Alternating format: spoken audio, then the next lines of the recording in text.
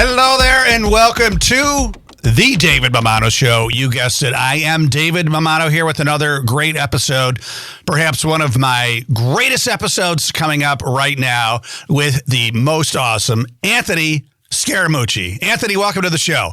I expect it to be your greatest of the greatest episodes, you know? Well, let's have the interview first. I'm channeling Donald Trump and Muhammad Ali, okay? It's the greatest of the greatest episodes. This is going to be the best episode ever in the history of podcasting with anybody. And some people say that it could be the best episode in history. Some people do say that. Who would that be? Gosh. Excellent. Well, Anthony, a lot of, speaking of perhaps who you're talking about, a lot of people know you from, and I'm going to give you the full credit for your, I believe you said to emphasize it was 11 days, not 10 days. Yeah, 11 days. Don't hurt my, some people say 10, and it really does hurt my feelings. And you seem like a very sensitive, cautious guy, so I don't want you to hurt my feelings on the show. I don't want, yeah. I mean, why do people why jip me at a 9.1% of my federal career, you know? and I don't know if I mentioned this to you when I saw you, but I was working for $1 a day, and I have at home the GSA sent me a check for 2 cents, which was my pay stub for my time in the government, which of course in an effort to help our deficit, I didn't cash the check, just so you know. I have it in my you were doing Doge before it was popular. Thank you for that, Anthony. We appreciate that. Amen. Yeah, deficit savings. So a lot of us, do know you, have heard of you from your 11 days with the Trump administration. But I also, certainly we can cover that. But God, I've done a lot of research on you. I saw you speak. We met a couple months ago at the Golisano Institute, where you spoke to the students there, and you were super, super fantastic, very down to earth, very vulnerable, told your story. The students are still talking about you. Signed your book on Bitcoin, which we'll talk about, and hold it up now. And you actually signed it for me. Thank you very much. Let me see what you said. Dave, you are the most tremendous person in history. Thank you for that. I appreciate that, Anthony. And I could have meant that, David. I felt it. Yeah, exactly. But Anthony, for everybody else, besides the whole 11 days, I love to just start out with your kind of your journey. Now, I know that you're a nice Italian guy, strong Italian parents, strong Italian family from Long Island. Love to hear about your upbringing a little bit. How did that shape you into the man that you are today? I know you were the first to go to college. You've done so many impressive things. Ended up at Harvard, Goldman Sachs. This little Italian kid from Long Island. Your town, Port Washington, right? They must be like, look at this Italian kid done good, right? First of all, I still live in the town, so I'm still very close to my family members there, and I know you're Italian and probably grew up pretty traditionally to me, the way Tom Golisano did and others. But first thing I would say, David, is that era is gone. Okay, let me give you 30 seconds on the era. Okay, that is my grandfather and my uncles and my dad smoking unfiltered cigarellos. Yeah. That is my uncle and grandfather on the accordion singing Southern Italian melodies from the 1920s and 30s. That's my grandfather. When I opened the bathroom door in his tiny little house, he's stepping on grapes in the bathtub, and he's making 80 proof wine, which is 40% alcohol, and he's putting it in a Tropicana glass jar. And young kids like me think it's grape juice, and we start guzzling it and start almost throwing up. Okay, I can take you through the bocce court construction. I can take you to the Italian American Hall, the Sons of Italy, the parades that we did on Memorial Day and Veterans Day. Yeah. And I can take you through El Progresso. I don't even know if you would remember what El Progresso was, but it was the Italian paper. And so a lot of these immigrants, like my grandparents, they spoke Italian and they spoke broken English, but they got their news from something called El Progresso, which was an American newspaper, but it was written in Italian so that they could read it and they could understand it. And so I bring all this up because if you fast forward 61 years since my birth, our whole community has changed. It's been watered down. It's almost in full assimilation. It's not to say that I'm not a member of the Italian Citizens Foundation and I still support the Columbus Day Parade in October and all those other things. But David, the traditional Sunday meal that we were eating in the 1970s with the Met game on in the background is long gone. And that was a staple in our family. So grew up differently than my kids. Sometimes when I'm pissed at my kids, I'll tell them, "Oh, you must be better than me. You grew up richer than me, so you must be better than me." And just to, straighten them out and wake their asses up. Right. But that's how we grew up. And this is just one last moment, and I may have mentioned this at the Golisano Institute, but a core memory for me happened in March of 1972. I was 8 years old. And I had lived right next to the elementary school. So, this is latchkey kids, right? We'd walk up to the elementary school by ourselves. We'd walk home by ourselves. And I remember coming through the side door to my parents' house, and my grandmother, my Nana, and my mom were absolutely jubilant. I remember looking at them saying, "What the hell are they so excited about?" And it turned out that they had had a General Electric washer and dryer delivered into the unfinished basement of our home. And of course, a plumber was there to hook it up for them. And this is, my mid 60s, maybe she was 65 at the time, 66. My grandmother's the first time that she didn't have to truck the clothes to the laundromat. I remember those paper bags with the corded rope. Oh, sure. I can remember the creases in my Nana's hands as I used to walk with her to the laundromat with the laundry that she was going to do for herself and our family or whatever. But now, there we were in March of 1972. We had the washer and dryer in the basement. So I say this to people often because that's the American dream, right? I went from a family of working class people, very hardworking, prideful, family oriented. They kicked my ass in, David, to get me educated.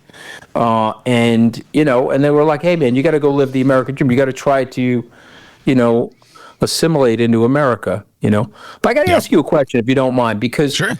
how does an Italian kid like you get a name like David? Go ahead, tell me that story. I want to hear that. Well, so it's funny. So I was almost. By the way, my older brother's name is David. So King David. King David. We come from a good line, right? Well, in Italy it's Davide, but if I go to Italy, they call me Davide, right? But so what's funny is I was almost Sam. The fourth, Samuel the Fourth. Yeah, and that stems from a great grandfather Salvatore. And then it goes to Samuel. But my mom and dad just said, "Oh, we're going to mix it up." And they like the name David. So, but my kids are, you'll like this, Gianluca, Melania, and Alessio. I love it. So good Irish names for the kids there. I wanted a Rocco, David. I wanted a Rocco Scaramucci. We almost did John Rocco, but we did Gianluca instead, yeah. I got the Heisman, okay? I've been married twice. I wanted a Rocco. I got rejected 2 times from the name Rocco. But hey, it's fine. But my mother loves the name David, and my older brother's name is David. And so I just thought it's curious because it's not a I don't see the name David. I do see, but the name David is not that typical for Italian Americans. Well, my mom's dad, so my grandfather, was Anthony. So that was considered as well. But they wanted to, I don't know, modern Americans here, that wanted to, stop with the, borrowing the names from the relatives and just come up with something new. So that's what they did. But my middle name is Charles, which comes from my great-grandfather from Sicily, because his name was Calogero. And Calogero in English is Charles.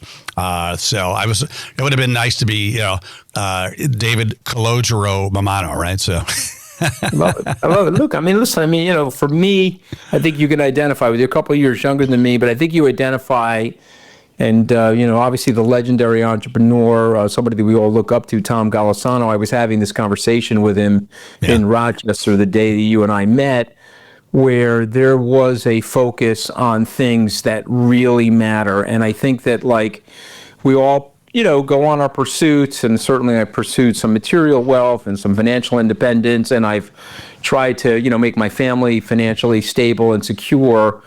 But really, my grandparents had it right, David, which was the focus on family and the people that you love, and dial into the conversations and be present. And listen, I try to impart that to younger people. Yes, I get it. You're on Instagram, you're comparing each other to each other, and you've got the filtered lives that are coming into your Instagram, and of course you're living an unfiltered life, so it could be confusing to you as you make this comparison. But you'd be better served not to make the comparison, and better served just to, focus on yourself. What other people think of you is none of your business, I tell these young people, and just dial into your life.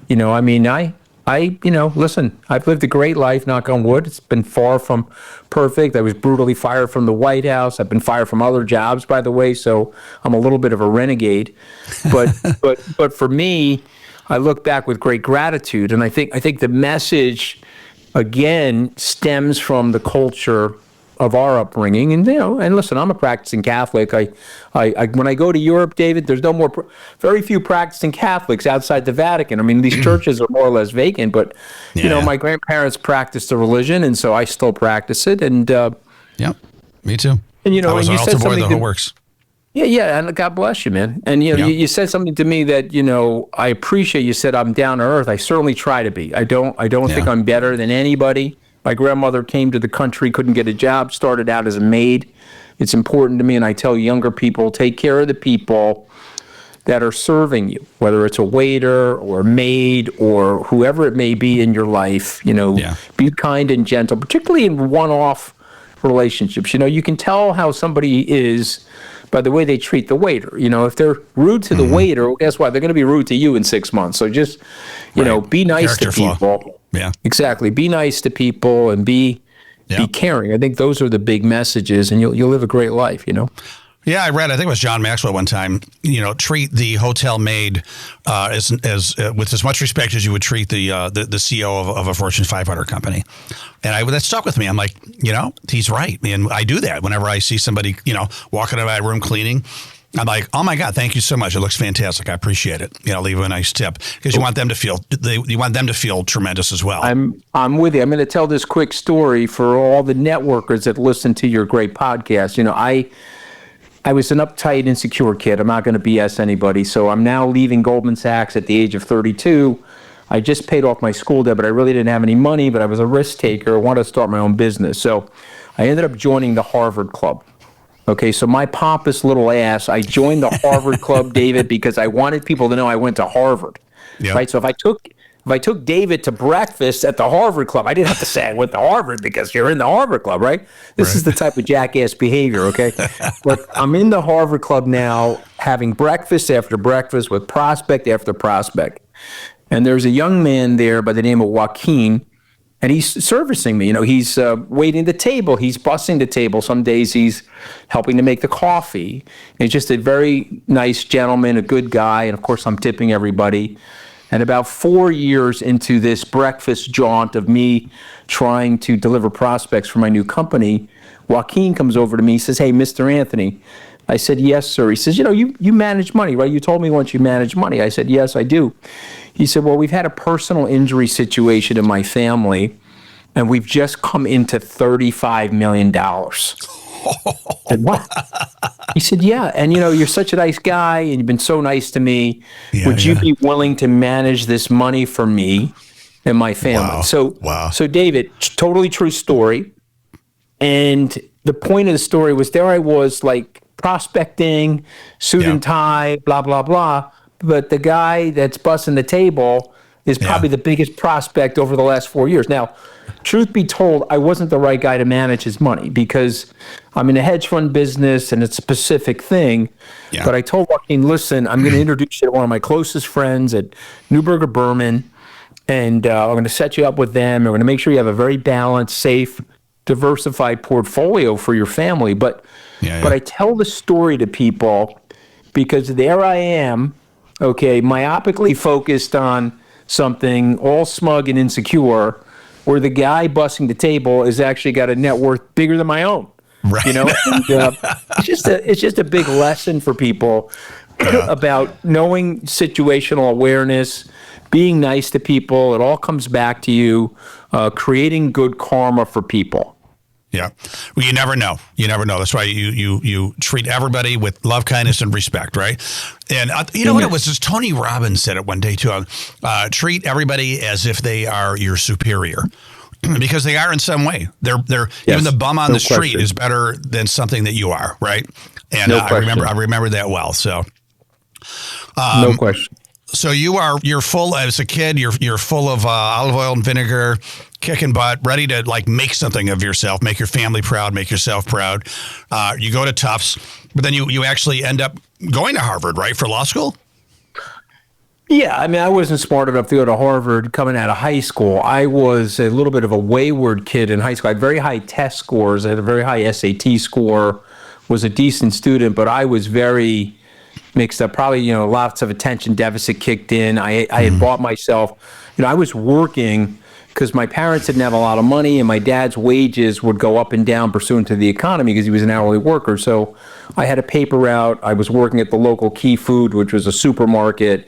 My uncle had a motorcycle shop. I used to work there on the weekends. And so I was putting some money together. I used to get half of it to my parents. And so I can't tell you that I was the best student in high school, but I had good test scores. And when I got into Tufts, my father thought it was spelled Toughs. I mean, he literally had no clue. And he wanted me to go to Binghamton because I got into SUNY Binghamton as well. Right. And these are again, situations that happen. These are pivots in your life. And so John Zanetti, may his soul rest in peace, was my guidance counselor, was Italian guy. Came to my parents' house, David, and he sat at the little kitchen table, right? We didn't really have a dining room. We had a tiny hallway kitchen. We had a little kitchen table where we all ate. And he sat there. He came at 7 o'clock at night. You got to see the scene. They're smoking cigarillos. Yeah. My mother's making espresso out of one of those cast iron pots that you recognize from the 1920s. I had it this morning. I still use it. Yeah, right, exactly. And the espresso's coming out like motor oil. Okay, and it's 7 o'clock at night. So these people, their heart rates are like 190. They're smoking cigarillos. They're drinking, right? And Zanetti's talking to my father in Italian, and he's saying, "Listen, you got to send this kid to the private school. Don't send him to the state school. He's got to get up, get some worldly experience. He'll be with a different set of people." And my father was like, "Well, the state school's $4,000 and the private school's $24,000, and we don't have the money." No. Anthony's a resourceful kid. He'll figure it out. He'll get some loans and so on and so forth. And then this is what really changed my life, David. In April of 1982, I came home from school. My father came home from work, and he handed me a check for $10,000. And I said, "Pops," I said, "what is this?" He said, "Well, I cashed in my union life insurance, the cash value of my life insurance policy that he'd been putting some money in every check." I said, "You cashed in your life insurance policy?" "Yeah." He says, "What the hell? I'm gonna be okay. I'm gonna live, but you need this money for school." And that changed my world. I mean, that was like, people say there's epiphanies in their life or there's like diversions. When he handed me that check, I was like, wow, man, this is so important to my dad and so important to my family that I don't mess up this college experience. Yeah. I got to dial in and focus on my education, focus on my studies. And so I went from being an okay student at Tufts to I probably sound like I'm patting myself on the back. I'm not mean to be. I'm just saying it's a point for younger people that listen to your podcast. Focus, dream big and get your shit together. And I got my shit together and I graduated summa cum laude, and that led to getting into Harvard Law School, but had I gone to Binghamton, maybe it would have been a different life. Maybe I would have gotten into Harvard Law School, maybe not, I don't know. Yeah. But my point is there are certain things that happen to you in the stream of your life, and some of them are quite fortunate. John Zanetti was one of those people for me. Who's that? Oh, Zanetti. I thought you said John Zanetti. John Zanetti. No, the guidance counselor. Yeah, the guidance counselor. Yeah. Oh, I thought you said Johnson Eddie. I'm like, who's Johnson Eddie? No, John Zanetti, the nice Italian guy. John Zanetti. I like it. Yeah, he changed my world, that guy. May his soul rest in peace. Well, God bless him. I feel like you would have found your way one way or another, but that he definitely created a path for you. And you were the first person in your family to go to college, right? Yeah, so actually, I was the first person to go to law school. So my older brother went to college ahead of me. Okay. So there are two people in my family that went to college. There were probably 30, cousins in my generation, and two of the 30, my brother and I went to college, and I'm the first person, and frankly, the only person of that generation to go to law school. Yeah. And then out of law school, you went to Goldman Sachs, right? Yes. And why did you choose that path? Shallow thinking. I just immaturity. I worked at a law firm in the summer. I hated it. And I was like, okay, this is a disaster. It's paying me good money, but I'm bored out of my mind. I want to stab my eyeball out with like a butter knife. So you have a Harvard law degree, but you hate the business. Yeah, hated it. And this is the sign of immaturity, right? Why did I go to law school? I went to law school because I read there was in Time magazine, 1985, there was an article that said they were paying lawyers $65,000 a year to starting salaries. I mean, those are like $250 now, but in 1985, 40 years ago, $65,000 was double what my pops was making. And I very superficially said, okay, I'm going to go to law school. That's more money than I could ever want or need, and it'll be my first year. And so I'm going to go to law school and get this big corporate job in a Wall Street firm. And so I applied to law school. I got into Harvard, accepted the invitation to go to Harvard, went to work at a law firm, and hated it. So now I'm at Harvard. Okay, now you got to picture this at the Italian dinner table. I want to quit. I come home from Thanksgiving. I'm on the break. I tell my mother I want to quit. I mean, I don't know if you ever saw Moonstruck, David, but they alwaz go, I'm going to kill myself, Right. My mother's 88 years old, God bless her, but 40 years ago, I'm going to kill myself. I'm going to kill myself. I want to quit law school. That's it. What's the matter with you, right?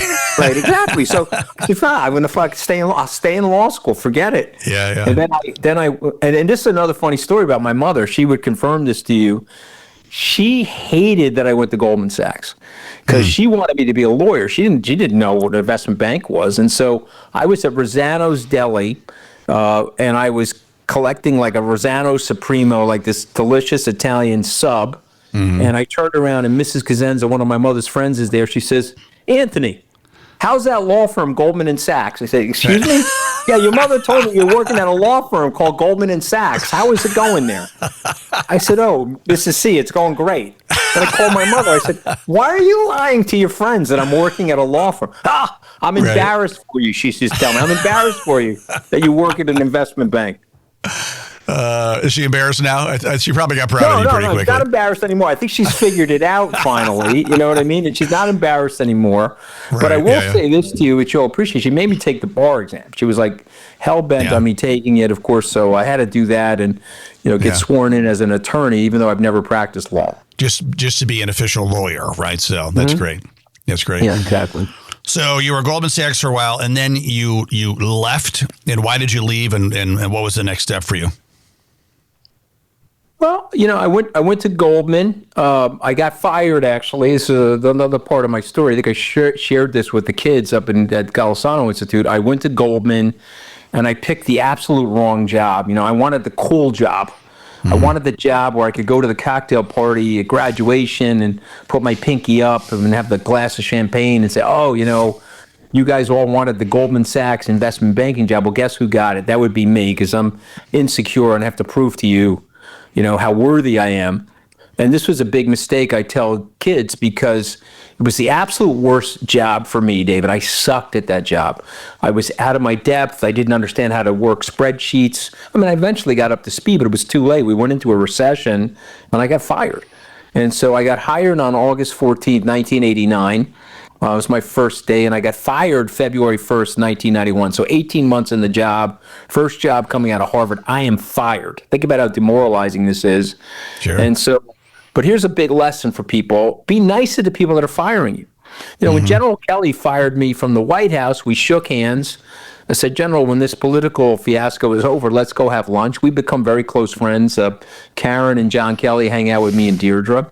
But back then in 1991, the guy that fired me, I was like, Mike, I may need you for a reference. I mean, I'm a hard worker. I'm just not good at this job. He goes, no problem. I'll give you a reference. And lo and behold, about 2 months later in my job search, a job opened at Goldman. And so I went and took that job, and I got Michael to refer me. And this is another cute, funny story. You know, they gave me an $11,000 severance check when they fired me from Goldman on February 1st. They rehired me on March 28th, and personnel called me, David. They said, hey, we're never going to have to tell anybody you got fired. You know, you're going to be on David's podcast 35 years later, and you won't have to mention to him that you got fired. But can we get the $11,000 check back? I'm like, oh, jeez. Yeah. I'm like, NFW, you can't get the check back. I'm like buying clothes with the check, you know? And so I got fired. I got to keep the severance check, and then I got rehired. Yeah. But to the credit of that woman in personnel, she did mark me down as interdepartmental transfer. She didn't mention awesome. I got fired. But I like telling people the truth because I was out of my depth. I took a job that wasn't right for me because I thought it was a cool job. And I think it's a really big lesson for young people and people from all over. Take the job you're going to be good at. Take the job you're going to enjoy. Don't be working on trying to impress other people. It's a fool's game. Yeah. No, you know, you've said a couple of times that you made some immature decisions by making these choices to what seemingly looks like to impress people, right? Like you wanted to show people how great Anthony was, right? Yeah, exactly. But then along your journey, you've had some highs and lows. There's definitely been a humbling, and you seem like you're very, very comfortable in your own skin, just being who you are. When did that happen for you? I think that it took a while. A long while. I don't think I was super comfortable as a kid. I just told a story where I was trying to impress people. I even think when I first started my first job, I was trying to impress people, and when I started my first company, I was probably a little bit more humbled. But I think it probably wasn't until my mid-40s that I said, all right, you know what? I am who I am. I'm just going to have to be comfortable in my own skin. I do think it takes people a while, David. I don't want to pretend that I came in as some sentient being at age 20. But I think by my mid-40s, after getting my what kicked all over the place, I finally just said, all right, I sort of am who I am. I'm going to accept it. I remember there was a guy at Goldman who was pretty competitive with me. He's a great guy. He went on to become a Goldman partner, made a lot of money, but he was always like a little uptight that I had my own business and he was working in the corporate realm. And I was reasonably successful first couple of years of my new business. He came to see me. He's like, oh, you're doing great. I'm going to start my own business too. And I looked at him and I said, okay, listen, I said, can I show you my summer house? Can I show you my house in the Hamptons? He says, what do you mean? Well, I want to show you my summer house in the Hamptons. Come with me. And I walked down the hallway in my office and I opened up the closet door and there was a server stack in there, which was all the electronic switches for all the trading that was going on in my new firm. And that server stack at that time cost me about $700,000. Wow. And I looked at him and I said, that's my summer house in the Hamptons. You see it? It's buzzing and whirring in the closet. Right. I said, if you're willing to put your summer house in the closet, right, okay, and forego your summer house, okay, then come start your own business. But if you're not willing to do that, don't do it. Because this is really hard work and this is an up and down grind and you're out here on your own. You're on the frontier. You're in the covered wagon and the flaming arrows are getting shot at you, He went on to have great success at Goldman, so he did start his own company. You talked him out of it. you gotta know who you are, David, right? You gotta know who you are. I'm comfortable with that journey. I'm comfortable with the sacrifices that I made to have the business. I mean, it took me a while to start really making money, by the way. Most entrepreneurs know this. Tom Golisano even said this to me. It takes 5, 6, 10 years before people take you seriously as your own business entity, and then you can start growing your business, and that happened to me. Yeah, no, Tom talks about maxed out credit cards, had to go to his sister, borrowed money. And, people that loaned him money back in the day ended up getting rewarded very greatly. But yeah, he talks about how it was very, very difficult in the beginning. So excellent. So you've had some ups and downs, right? You talk about Goldman Sachs, but that seemed, at the time it was probably very heavy, but then, you ended up getting the job within Goldman. Awesome. Now, the next up and down that you talk about was with Trump. So, and that was very public, right? And the way you handled that, looking back, I know there's a time frame to it, but it was great because you bounced back, keeping your integrity and your character and your reputation not only intact, but probably even better than it was the way you handled that whole situation. But can you tell us a little bit about that? Because, especially young people, they have highs and lows. And during the low, they may think like it's over. I'm done. Let me just settle. But coming from such a public rise and fall and rise again, how did you work through that to just keep on moving forward in a positive way to really rise again like the Phoenix? I don't know. It's a really good, straightforward answer. I was low. I'm not going to pretend that, I got bounced from the White House and excoriated in the public media and ridiculed by late night comedians and impersonated by Saturday Night Live, although I thought the skit was funny. I don't know is the answer. I think what happens to you in life at low moments, you got to take a step forward. I think I can reflect back on it now, David, and provide some instruction. But if I'm being brutally honest with you, at the time, I was bummed out. At the time, I was feeling very low. I would pretend otherwise would just be, a sermon to you that isn't true. But in reflecting back, I guess the three things I would say to you is, number one, you got to go forward. Can't go back.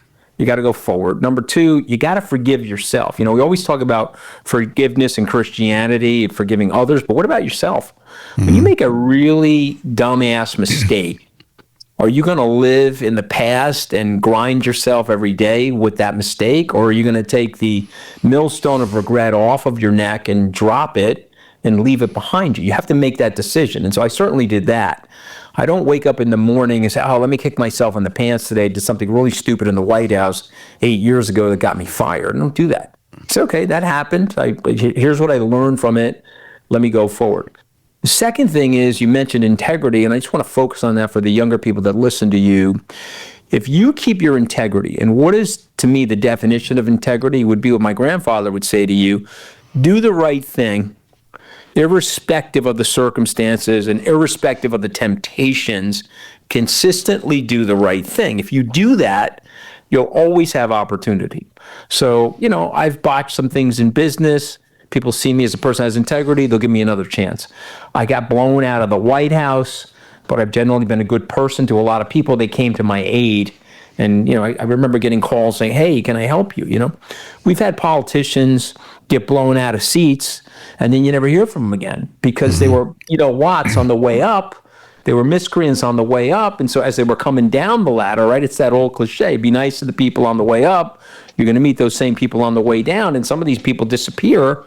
But for me, I had people reaching out to me saying, hey, can I help you? Can I work with you? Can you blah, blah. And so, it takes a lot of people, David. Don't forget that we're social organisms. When people say, I'm a self-made person, because I love this about Tom Golisano, because I've read both of his books.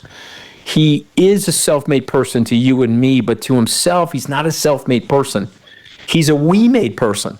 Yeah. He talks about his teammates. He talks about his executive management team. He talks about his parents. He talks about the village of people that help make paychecks a success. And so my Phoenix Rise, as you describe it, is a combination of different people coming to my support, Yeah, that's great.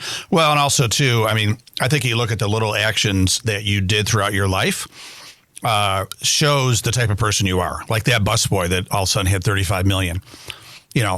If you were, I'll say a shyster, like you could have taken his money and made a lot of money, right? But that wasn't the best thing for that young kid and his family. So you took the high road, which I have to think, in God's plan, said, Anthony, we're giving you some extra credit. But imagine if I have a high risk volatile hedge fund. Yeah. This is this man's life savings, okay? And he was unsophisticated. Could you imagine, God forbid, if I lost the guy, I would never be able to live with myself, Sure. And by the way, even in that context, I didn't take any of his money.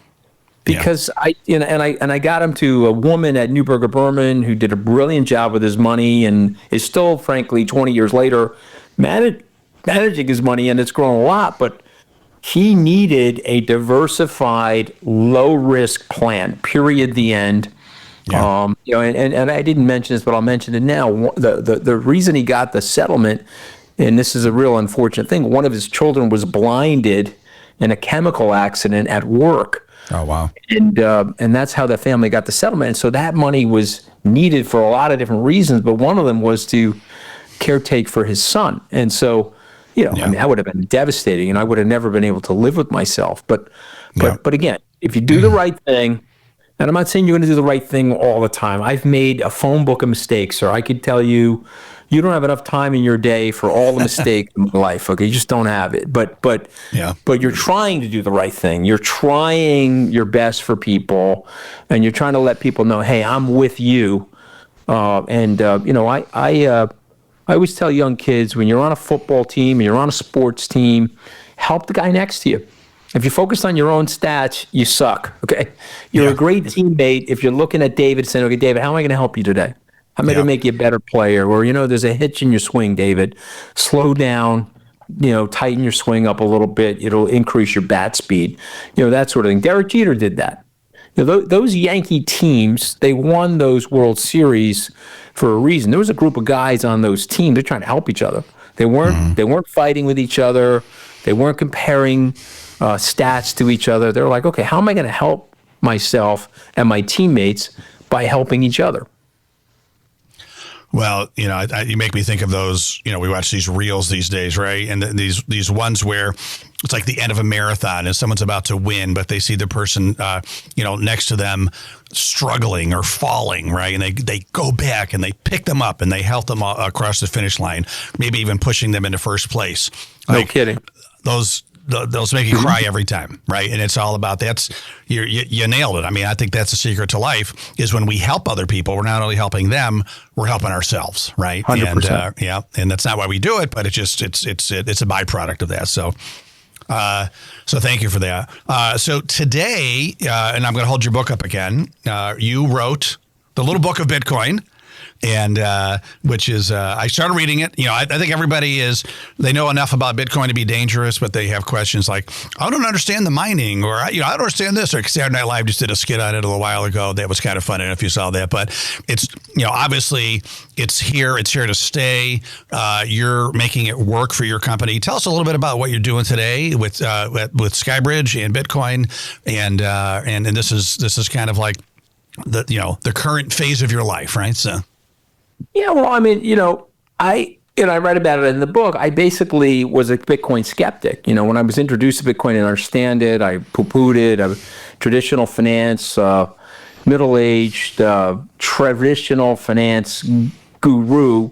So, of course, I was sniffing and sneering at Bitcoin. But I got the wind of Bitcoin from a few of my friends like Michael Novogratz and Pete Brigger, ex-Goldman Sachs partners that had big investments in Bitcoin. And I started doing homework, and I write in that book, The Little Book of Bitcoin, started out as a skeptic.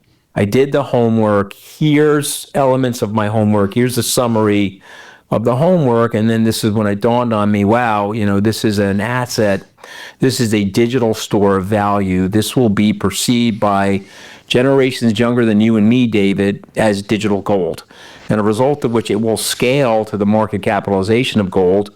Bitcoin's now at about $2.1 trillion. Gold's about $23 trillion. I think Bitcoin could 10x over the next 10 or 15 years, particularly as this demographic gets older. I'm talking about, our children, if you don't mind me saying that. And so I write about that in the book. I try to make the book breezy, not too complicated. But my big message in the book is learn about Bitcoin. Take the requisite 10, 12, 15 hours to learn about Bitcoin. I have found that people in my industry that really, drop their prejudices, drop their biases, they do a deep dive into Bitcoin. Maybe if 100 people do that, 90 or so of them will invest in Bitcoin or will end up liking Bitcoin. Ray Dalio, billionaire, hated Bitcoin, did the homework, likes Bitcoin. Stan Druckenmiller, same thing. Paul Tudor Jones. Larry Fink. Larry Fink could be the best example. He's the CEO of one of the largest asset managers in the world. He's CEO of BlackRock. hated Bitcoin in 2021. By 2024, he's launching a Bitcoin ETF that becomes his most successful ETF in the history of BlackRock. And so to me, you can change your mind. You can be neurally plastic.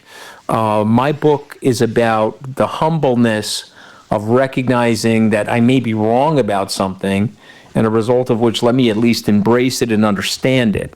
And so again, Bitcoin's a volatile asset. I don't recommend large amounts of percentages of people's net worth in Bitcoin or anything like that. But I do recommend, a few percentage points in a total return portfolio. I think people will be well served by that. And Michael Saylor, who owns about $75 billion worth of Bitcoin, wrote the forward. He's a little bit more aggressive than me, but I do. Yeah, exactly. But I do think that this is a long-term core asset, as I try to explain in the book. Yeah. So someone that wants to get their head around Bitcoin once and for all, read the book, and they'll walk away with a great understanding, and then make the decision from there if they want to get involved. That's great. Yeah. Anthony, your life, it's so exciting, right? And I love the fact that, you've had highs and lows, and you're willing to be vulnerable and talk about them. You're not like, oh no, this didn't happen, everything was fine. Like, no, it sucked. But here's what I did to get to climb out of it, and I did my best. Right? It wasn't perfect, but I did my best. And you may remember the movie. I think it was from the early '90s, Parenthood, with Steve Martin. And yes. Steve Martin's going crazy with his wife and kids, and he's about to have a nervous breakdown. And the grandmother, who he thinks is barely still like sane, she's like, life is like the carnival. Some people, or life is like the amusement park. Some people just want to ride the carousel, and it goes around and around. It's very predictable. You always know what you're going to see. And some people like to ride the roller coaster, where it goes up and down, and there's loops and there's dark tunnels. She goes, I would prefer the roller coaster. And it seems like you've taken you sat at the front seat of the roller coaster and just put your arms up and you're like, let's make this happen. Yeah. I mean, listen, I made that decision. Steve Jobs said it's way better than me. He said when they told him he was going to die, he was like, he wrote down in his diary, he says, okay, I'm going to die. I mean, all the stuff that I'm worried about, obviously I'm going to be dead. I'm not going to be worried about this stuff anymore. Mel Brooks has a great line, David. Mel Brooks, our legendary comedian, 98 years young. He says, relax. None of us are getting out of here alive. And the point is, what are you going to do, right? And so you have to look at your life. It's temporary, and you have to embrace it. And you have to, obviously love the ups and down aspects of it. But I tell young kids, you're here visiting. You're here on the earth visiting.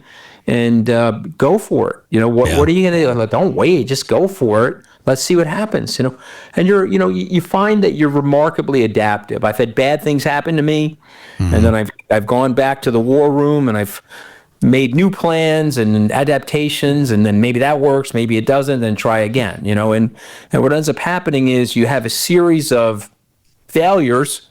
But alongside of those failures, you have a series of successes. Buffett says it better than me. The great thing about business and life is, in American baseball, if you go 3 for 10 at your at-bats, you're like one of the top hitters. Yeah. But in business, you can keep swinging. You can go 1 for 1,000. But if that one is a grand slam home run, but you just keep swinging, guess what happens? You become a success, And I think it's a big message for people. And it certainly worked for me. And again, not perfectly. And, could have been worth more money, could have been worth less money. But who really cares? You focus on the things that are important. And I think you'll find that you're going to find your great satisfaction in those things. Yeah. Well, and at the end of the day, it's about relationships, being happy, as you said, living a life of integrity, taking care of your family, your friends, et cetera. After you spoke at the Galsano Institute, when you said you were from Port Washington, I asked you if you knew, I have a good buddy who's from Port Washington, Jimmy Walsh, right? I think he's your age. Yeah. And you were like, I know Jimmy. And then I asked him about you, and he was like, oh, we always knew he was going to go someplace, right? And then a friend of mine He was a great guy. He used to get us into the Madison Square Garden for the Knick games and stuff like that, Jimmy, Oh, is that right? Yeah. Well, he worked at Louis. You remember Louis? Worked at Louis. Yeah, Louis is still there.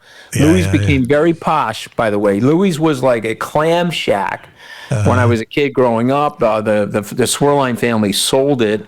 I don't know if you've heard of the Zabaro group, like the pizza food thing. They bought the thing and they totally renovated it, and it is a spectacular upscale restaurant now, right on the water in Port Washington. I got to go. And then my fraternity brother worked there, John Hughes, and he's from Port Washington too. And I asked him if he knew you, and he goes, "I didn't know Anthony, but he knows your sister, and he used to hang out at your house." And he thinks he saw you a couple times, right? So John was in my sister's class in high school. Yep, I remember. Tell him I say hi. I definitely will. What a small, great world. But they had great things. And they both said that, in their own words, that you were full of piss and vinegar, and they knew that you were going places. So it was apparent back then. It's funny because I look back at my mother has like these photo albums, right? I'm looking through the photo albums when we were kids. Like, we believed. Henry Ford has a great line. So, was a tough guy, and some people, he obviously did some things that were not likable, but Henry Ford had a line that I always tell people: if you think you can, or you think you can't, you're right. Yeah, you're absolutely right. Think about that, right? If you think you can, or you think you can't, you're right. So manifest, dream your life and push forward, and don't stop. Life is designed to have tribulations. We talk about happiness. Tell me the person that's in a perfect state of happiness. I'll show you the liar. I mean, come on. Right. We go through ups and downs. Also, we're living a human life with all of the travesties of the human condition. We experience death in our lives, our own death, or the death of loved ones, or the mortality and the temporary nature of life. So it comes fraught with some anxiety. Of course it does. But rather than reject that, embrace the whole thing. Look at the thing and say, okay, this is the package of things I'm going to get. Most human beings, in fact, all human beings get this same package of things. They're going to get born into a family they didn't choose. They're going to get born into a location they didn't choose. They're certainly going to be encased in a body they didn't choose. I'd be 6'3", David, if I was choosing the right body. Here I am. Right? The first good Italian basketball player finally, right? So. Amen. Okay. I always tease my wife. I say, if you were 6'11", we could have had one Scaramucci finally on a basketball team. Right. Not going to be any of us at this height. But the point I'm making, you don't choose these things, so just go with it. Live with it. Yeah. Like Sebastian Maniscalco, he says, you never hear from the stands at a basketball, like an NBA game, go for the shot, Nunzio. Like, you never hear that, right? Exactly.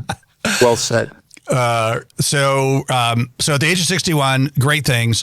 Any regrets? Any things you would have done differently looking back? Of course. Yeah, no, and people that say they don't have regrets, they're bullshitting you, of course. I mean, I should have done certain things differently in the White House. Maybe I shouldn't have even taken the job with Donald Trump. Who the hell knows? I've made some mistakes in business. I've had some ill-fated investments. I passed on SpaceX when it was starting. Somebody offered me an opportunity to invest in it. Do I regret that? Of course I regret that. I wish I put even $100,000 into SpaceX would have made me incredibly wealthy. My point is, if you don't have regrets, then again, that's someone speaking to you with some level of mendacity. I think the more important thing to do is, do you let your regrets go? Do you agonize about your regrets? And I don't do that. I say, yep, here are all my regrets. But what am I going to do? That was yesterday. Here's today. Hopefully the good Lord lets me live another day tomorrow, and let's get up tomorrow and bite the ass off a bear tomorrow, like we're trying to do today. But of course I have regrets. I just have to make a decision not to agonize over them. Well, in the mistakes, you could have getting back to Henry Ford, it could be something that in your mind paralyzes you, or that whole White House experience, as devastating it was, a lot more people know you because of it, which could be good in the long run too, right? There's silver lining. I ended up developing a nice podcast business. I've sold more books. I've got a little bit of a public speaking thing going, which I probably wouldn't have had. I wouldn't have had the profile that I had. I'm accidentally higher profile as a result of the experience. And so there's a blessing there. I also think it was very humbling, David. And when you get crushed like that, it could have a positive effect of making you more empathetic and more psychologically minded about other people. And I hope that's happened to me. I hope I have more empathy for other people and their tribulations and travails, and I think I do. I hope I do. I would say for sure. I think you're very, great success, yet staying humble and very down to earth and kind. And so I think that's what we all strive for. So, amen. Well, I appreciate that. The feeling's mutual. Same to you. Well, thank you. Last question. How, at this stage in your life, how are you misunderstood? Well, I think when you go into politics, you can get two-dimensionalized. Like tomorrow you're running for office. I think we've learned that negative publicity, negative advertising is very helpful and very effective in politics. So when I went into politics, they turned me into this two-dimensional Italian cartoon. I was a Jersey Shore cast member. I was Tony Soprano on the Potomac. I mean, I heard everything. Mm-hmm. And they lose the context, and I think what I had to do over the last 8 years is blow myself back up from a two-dimensional caricature or cartoon into something that had more dimension and more intellectual depth. And so, I run into people a lot of the times. I get done speaking, I come off a stage, even at the Gallo and he says, "Al, I thought you were going to be a bozo." I mean, literally, it'd say that right to my face. "We thought I was going to be a bozo?" "Yeah, I read about you. I read about this stuff, and there's a lot of negative stuff about you on Wikipedia, or a lot of negative stuff here, a lot of stuff there." "Yeah, well, that's what happens when you go into politics, but you're not any of those things." Yeah. "Oh," I said, "okay, I guess it's an underhanded compliment." Right. But I do think that I was tarred in the political arena, and I do think that I think some people will superficially judge me or stereotype me in a way that may be unfair. But again, who cares? You can't go into David. If I strap, if I go play for the Buffalo Bills right now, I'm a wide receiver. I'm guaranteed to get a concussion, right? Right. Yep. You've heard these expressions. There's no crying in the casino. You're gambling the money. Yeah. You can't complain. You can't complain as a wide receiver in the NFL that, "Oh, woe was me, I just got a concussion." Duh, that's what happens. Yeah. So you can't go into politics at the White House level, not expect to get the metaphorical concussion or get your ass kicked. Of course, that's going to happen. I mean, you gotta live with it. But me, I think it's the big message to people: let it go. What other people think of you is not your business, and live your life, and don't dial into what other people think. I think that's the big message. Yeah.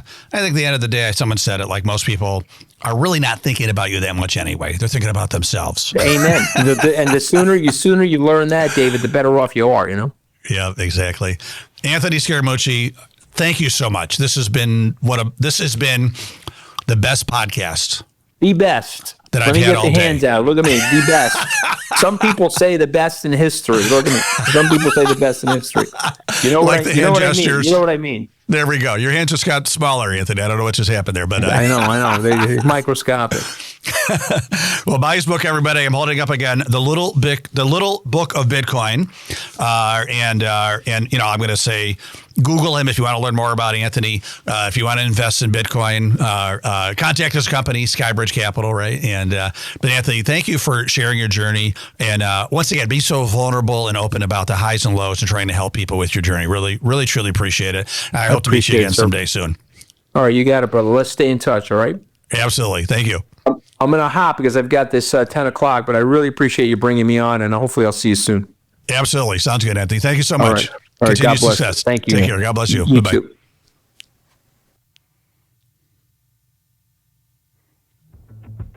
Okay, ready? Just do it. Hey, thank you for listening to the David Mamano Show.